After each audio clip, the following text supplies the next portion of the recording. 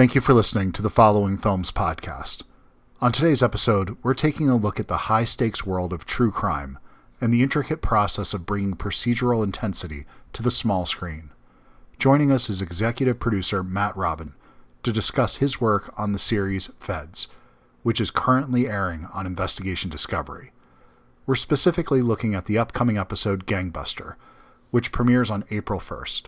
It's a compelling look at a community in southern Florida gripped by a wave of unsolved shootings, and the story follows rookie FBI Special Agent Jessica Box as she attempts to dismantle the gang responsible. In our conversation, Matt and I talk about the balance between the gritty reality of gang violence and the character-driven narrative of a rookie agent finding her footing under immense pressure.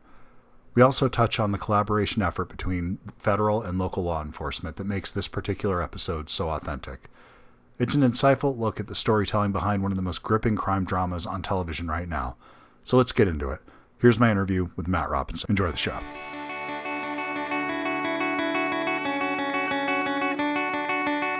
Where it really is about the detective work behind it, but it still, I think, keeps the humanity of the stories really at the center of it, which is just an interesting balance. I think a lot of shows will lean into one or the other.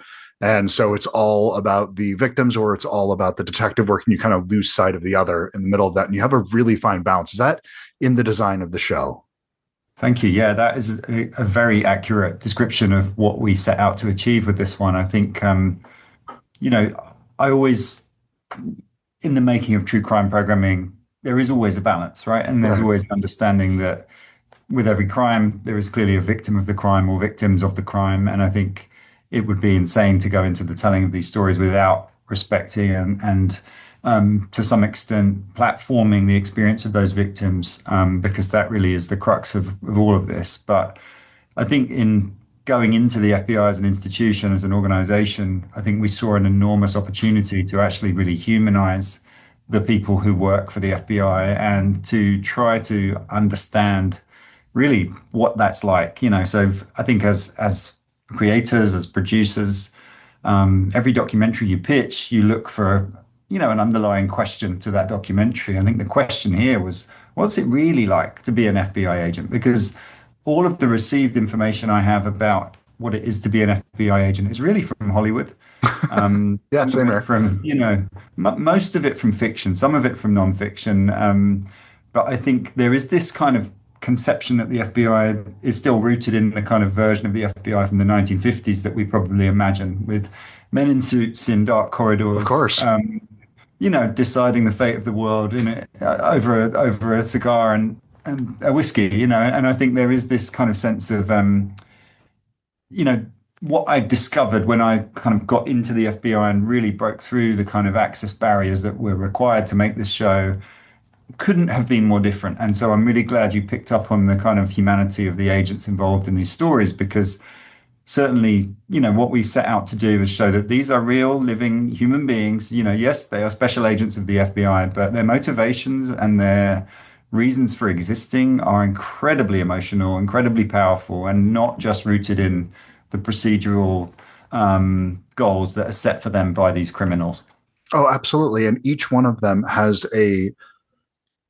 just a surprisingly unique story of how they got there and why they're there, not only in their job function, because you could have a series on each sort of division of the FBI, honestly, right, where with all these different, people that are following up on just wire fraud and these small little details and that kind of the people that are dealing with cyber crimes and these kinds of things. And then there's these people that are more of what we think about with like national security. Then you have local like stuff. When the most recent episode that we're here to talk about today, where you're really looking at like RICO crimes and these kinds of things and organized crime and how you're building that case. And they're not necessarily the people you would expect to be, like you were saying, working on some of those.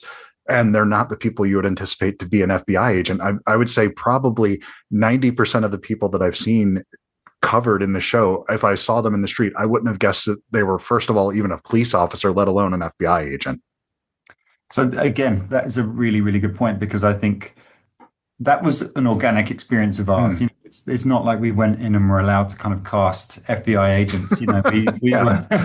We were led by the stories that we were most interested in, and over many years, and it was 4 or 5 year journey to really get the trust of the FBI to a level where our access could be superior to the kind of standard. We're going to put you in a box room for 4 minutes and you can only ask questions that we've approved in advance. Right. We always push for more. We always wanted to kind of get past the orthodoxy of what you might see in the news and what you might see in a press conference. And I think what we were able to discover was just revelatory for us. It was the idea that you have agents like Jessica Box, who's featured in the episode you mentioned, who could not be more surprising, and I think that that is a really important part of this series for us is that the FBI is full of surprises. What it deals with in a given day is extraordinary.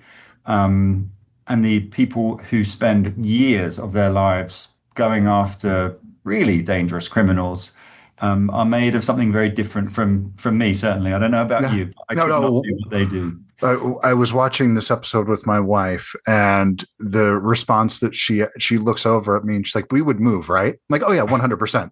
If Yeah. this was happening to me in this scenario, we're out, we're gone. I am not tied to this house. I am not tied to this neighborhood. I love where I live. I love my house, love my neighborhood, love this community. But if I was in even 1/100th of the danger that these people in the community were, let alone the FBI agent, when she starts getting targeted." I mean, at that point, I'm gone. I'm done. I'm out. There's nothing that means that much to me, really.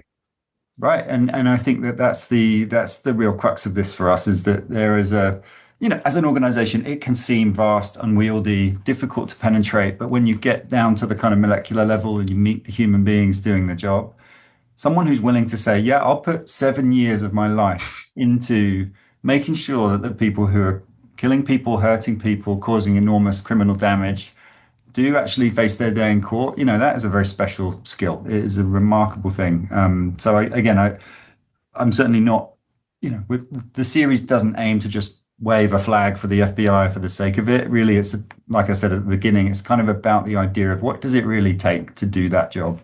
Who are the human beings inside the suit, and what do they stand for? And it's been a really rewarding experience to make the show. Well, it doesn't feel like this is something that's propaganda. It doesn't come across that way. It doesn't feel like you're waving a flag in that sense because you are also focused on the victims at the same time and the people that are motivating this. And you spend I think, a really an appropriate amount of time getting to know their stories and getting to know the impact that these crimes had, because we often overlook that in these stories. And to see that combination of both, it's such a moving story. To see something like Gangbusters, I couldn't imagine in the end of that I would have a feeling that was uplifting in the end, but you leave that episode with a sense of hope and humanity at the end of that, which is something you rarely see in true crime. That's true. And I think we talked about this really extensively in developing the show, and that resolution is really important Yeah. to true crime audiences, but it's just important as a human being. The idea that you can commit terrible crimes, you can hurt people, you can murder people and walk free. Sadly, it's something that is, it's a realistic thing that happens in our world all too often. I think we were really clear in setting out that we wanted to pursue cases here that may take 7, 10, 15 years, but there would be resolution. There would be that sense that there is someone you can call when things are so extreme and so dangerous that, either the local law enforcement isn't in a position to deal with it, or it's just a wild situation like a terror event or a kidnapping. The Mm. idea that there are these kind of people and this sort of organization out there that can step into that breach and help you resolve a really awful situation for us was really part of the sort of shining light of doing the show. But to your point, what you see in this episode in particular is a community that doesn't call the police, a No. community that is terrified, frankly, of calling the police and inviting that kind of attention into their lives. And specifically, there's a woman in the series in this episode called Veronica who, Yeah. she bucks that trend. She really, I mean, truly puts her neck on the line to make sure that the people who shot her and tried to kill her, were within millimeters of ending her life, were put behind bars. And she saw that as her duty and her responsibility. But there's no way she would have done it without the work of this FBI agent who dared to cross her own line and step into that world and say, "You can trust us. We will do the right things by you." So I think you're right. There's a humanity in these stories that I think as a documentary maker, as a storyteller, you have to seek out that humanity, because otherwise, the alternative of this show is just either, as you said at the top, very procedural and dry, or just all crime for the sake of crime. And I think, Sure. yeah, as certainly as a creator, you want to stay rooted in the kind of sense of humanity that underlies all of this stuff. Well, I think in finding Veronica and her willingness to be vulnerable to the FBI in that situation, then to go through that again and be vulnerable in this situation where she's allowing herself to be on television is just remarkable because she does become, in many ways, the voice of the audience. You know, she reacts to Agent Box the same way we do. We look at her and we see this woman that, as she puts it, is a 120-pound soaking wet woman that looks like she makes really good gingerbread. I think were the words that she used. And that's just something, yeah, that's how you would see her. And you can see there's a bond between them that's absolutely real. That feels, it, at least to me, it felt very real and genuine. And it didn't feel like something that was being put on for the show, in that sense that these are two people who have really changed each other's lives in a very profound way. I think it's a really good point. I would say that something that anyone who works in true crime knows this, but the audience that consumes true crime is often overwhelmingly female, and there are Mm-hmm. lots of reasons for that. You know, the likelihood of women being exposed to violence and Yeah. danger is extremely high, and there are many people out there that watch this programming as a way of essentially building a manual, and looking out for danger and looking out Yeah. for risk and trouble in their own lives. And I think to see two women in this episode from two completely different worlds, admittedly two very different pathways in life, bond and unite and emerge from the chaos and the carnage of that episode stronger at the end, sitting on a park bench and talking it through. Again, that's organic stuff. That is a relationship born of real events. And we were lucky enough to kind of be there and capture that and witness that in real time. But yeah, to see a bond like that happen just through the course of an awful criminal event is quite extraordinary. Well, there's a toll that it takes going through Right. these events, and there's a toll as a viewer of stories like this that it takes, that it's difficult for me to engage with this type of material on a regular basis. I can't go to sleep listening to a podcast like this. It's just something that crawls in the back of my mind and it hangs out in a way that I really don't love. And that probably opens me up to I assume what it feels like to be a woman on a daily basis in some ways. And I don't love that feeling. So I avoid this type of material a lot of the times.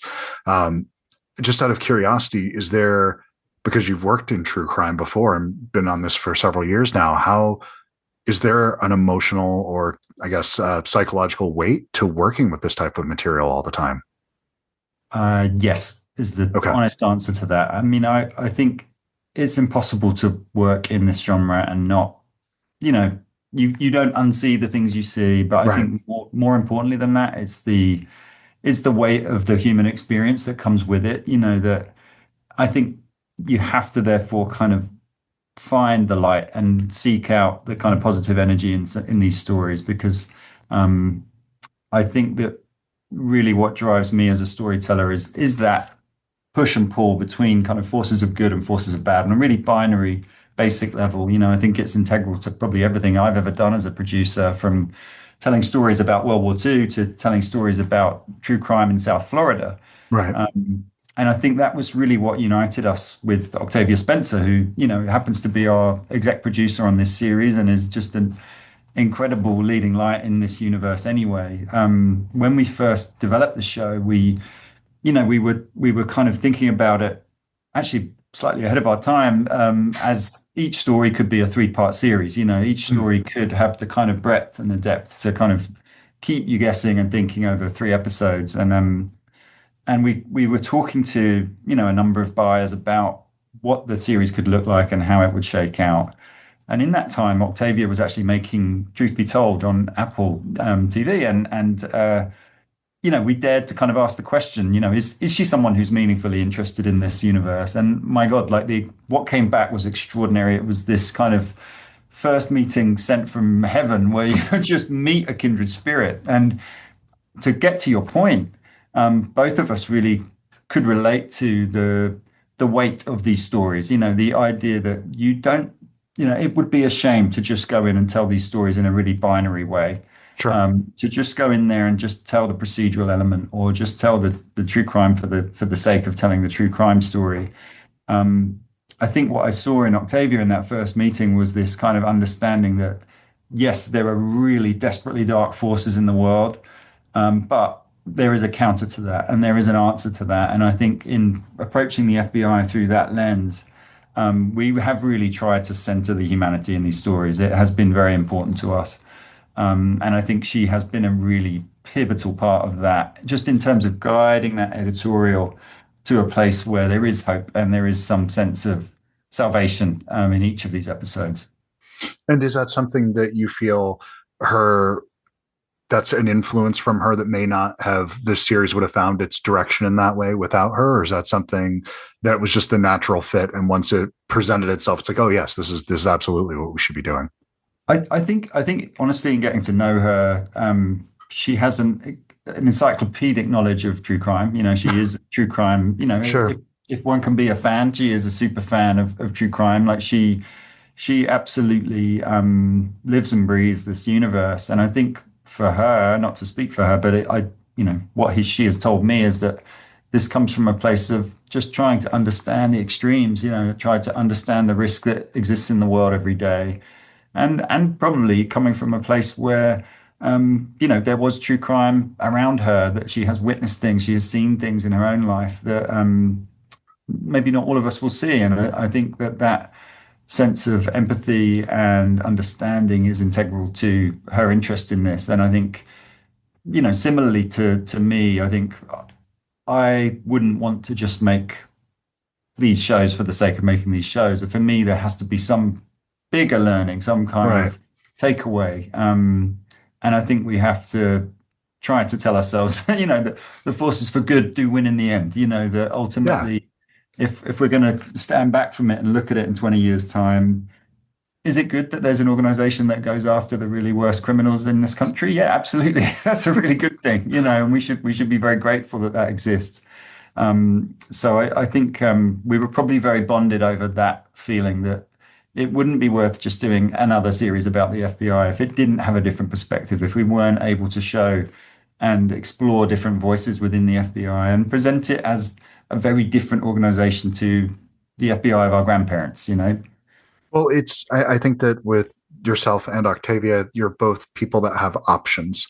I've done this enough for long enough now that I've met people that you can tell this is something they're looking to do as there's a cynicism to it where this is the Mm. thing to get to the next thing, that it's their heart's not fully in it. And I think you can feel that in the material also when you watch something. You can tell a cynical, dark story, but if it's made with someone that has cynicism in their heart, you can feel that. And I don't feel that in this show at all. And I think you do get that in a lot of true crime, that there is a sense of cynicism and there is this, well, this is the flavor of the month right now. This is something that clearly can get downloads, it can get clicks, it can get views. But Octavia Spencer, yourself, you wouldn't put your names on something that I think, unless it meant something to you, that you can do other things. You could find another job. This isn't just okay, this is the gig this month. This is something that I'm going to work on, and hopefully I'll find something, next quarter. Yeah, no, that was far from a gig, as I can imagine. I mean, I have no skin in the game. I'm an immigrant in this country. I don't come with any kind of preconceived ideas really about, my love or dislike of the FBI. I came to this purely as a storyteller because I had had the benefit of working on a series which covered a massive ATF operation into the Aryan Brotherhood many years before. And it was really the kind of the work of one particular agent from the ATF, 7 years of his life put into bringing down this extremist Nazi gang, murderous, violent drug trafficking, gun trafficking group out of Texas. And just, living that, watching that, getting to know him, understanding the rhythms of what these giant investigations look like, really gave me a feeling that, okay, I've seen some of that inside the ATF. Let's go and knock on the door of the FBI and see if they would open the doors to us. And of course, the answer was no, go away. We don't do that, Yeah. and you're not welcome here. And why are you so interested in us? Because I think the culture that they worked in at the time was very much that you do a press conference when you have a positive result. If you Mm. if you capture the narco gang with 400 kilos of coke. You do the press conference, and someone stands up on a lectern, Yeah. and they speak to the people of America, and our work is done. And the conversation I was able to get into, and it took 4 or 5 years to get into this with them, was you could be doing a hell of a lot more here. You know, that there is so much happening in your organization that no one has a clue even exists. You know, you would have to pore over DOJ to, press releases to Yeah. really understand 1/10 of the scope of what the FBI is doing to keep us all safe. And I think eventually they either got tired of me of me knocking on the door, or they kind of saw that yes, there is an opportunity here to platform some of these agents who are active working special agents that do this every day of their lives, rarely receive any press or any coverage for the work that they do. So I think it has been beneficial on lots of levels and way more than a gig, because I think, as I say, it just opens up a section of the world that I don't think we've really seen before, and that's always my motivation is kind of, can I show you something you didn't know existed, or can I show you it in a different light? Well, I think that it's especially right now at this moment in time, it's important to see I to see the humanity inside agencies like this. I'm about as leftist as they come. And so for me to watch something that's about a police organization is not something that's an immediate fit for me. But I'm aware of my personal biases going into that. And I know that those organizations are made up of people. And I know there's people that join that to try to do something to make the world a better place for their own personal motivations and all the things that might happen that get out there. If you only judge the ATF by, you know, David Koresh, which is the story that most of us know by that, then Right. there's a lot of good work that's being ignored by that. And so if you only judge it by, recent events with the FBI that I don't necessarily want to go into, you could have a negative point of view that's not a full picture. And I think it's good to kind of check your own bias and to make sure that you're seeing a fuller picture. So I agree, and I think surprise is a big part of why shows like this are useful and important, and why they work. Not just the surprise of necessarily who works for the FBI and the idea that yeah, might confront some of your own personal kind of ideas of what the FBI looks like. But equally, kind of the surprise of the level of impact of crime in people's lives. That what crime does to people's lives, and what living in an environment surrounded by crime does to people's lives, and the way that they interact with one another, with institutions.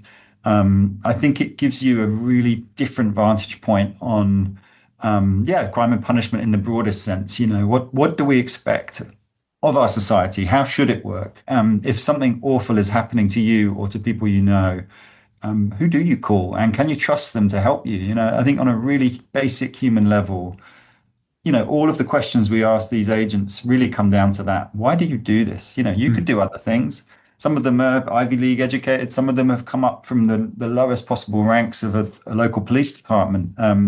Some of them were just crime analysts who didn't really ever expect to be a special so, agent, but actually got tapped on the shoulder and someone said, you should probably try this.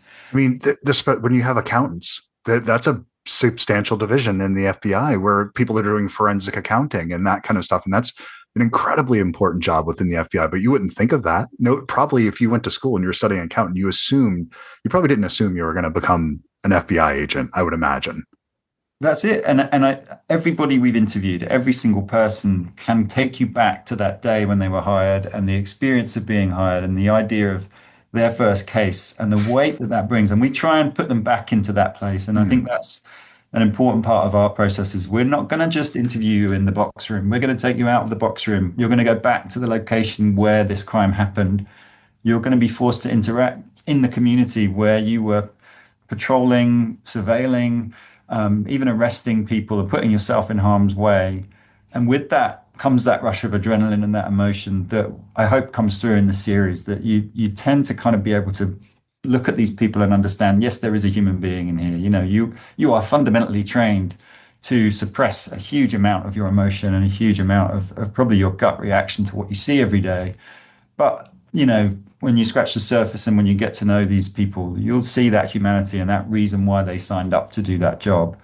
And that, again, is really integral and really important to, the series we wanted to make.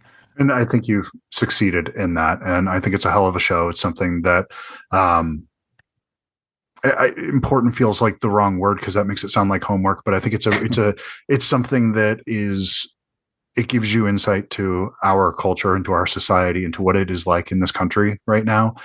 Gives you insight into corridors and places you might not think about every day, and I think that that's important. This is definitely a show that can help with empathy, and so thank you for that, man. I think you got a special one here. Congratulations, it's a great show. Oh, thank you. I appreciate you taking a look. And yeah, I would say that the range that we were able to kind of explore with this series, and certainly being a season two rather than a season one, means Right. you have a little more freedom. It's everything, it's an organized hitman, it's a kidnapping scam, it's an adoption, a really terrible adoption scam. The Oh, stories are horrible. really broad and they're not necessarily areas that one would expect the FBI to be involved. Again, our goal was to find surprise, whether it's surprising stories or surprising characters within those stories. And, it certainly kept us busy for a good period. Well, that adoption scam story specifically is absolutely heart wrenching. I mean, it's not typical true crime. There's not a murder. There's not a jealous ex lover or anything like that. It's just these families at an incredibly vulnerable time being taken advantage of again and again and again, and it's horrible, horrible to sit through that. But then you see the slow hand of justice slowly moving through this, and and eventually catching up and making a little bit of right in the world. And it is one of those things where I'm on the verge of tears, but then at the end of it I feel kind of a sense of humanity, and I feel a sense that okay, the world isn't as bad. This is just these are the outliers, these are the anomalies, these moments, and there's a lot more good in the world than this. I think you're pointing that that story is not one that was nationally platformed. It's not a story that blew up. It wasn't in anybody's true crime mailouts. We found it really by going to the FBI and saying, can you put us in touch with your local field offices, and can we speak to those people directly rather than poring over press releases? Let's go to the source, the people that are actually prosecuting these crimes. And the story of that adoption scam really bubbled up quite organically through that process, that an agent literally put their hand up and said, yeah, I think we should tell this story. I think it's an important story because not many people realize the FBI would ever be involved in something like this.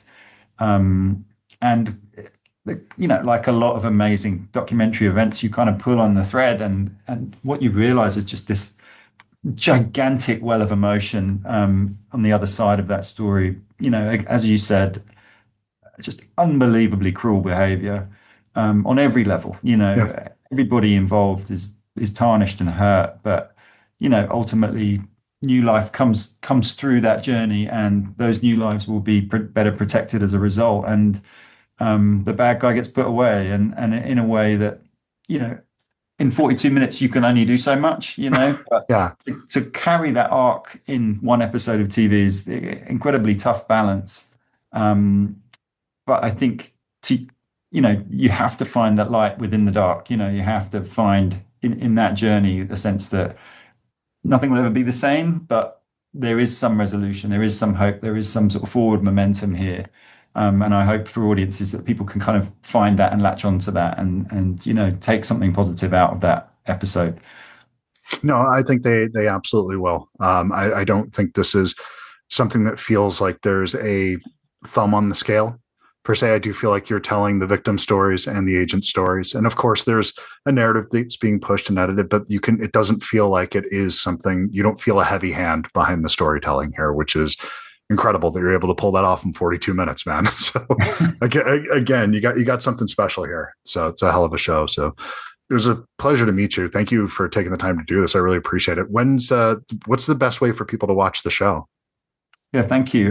The show airs every Wednesday night on Investigation Discovery, and it's also showing on HBO Max. So if you want to watch it live, yeah, Wednesday nights on ID, but you can catch up on HBO Max.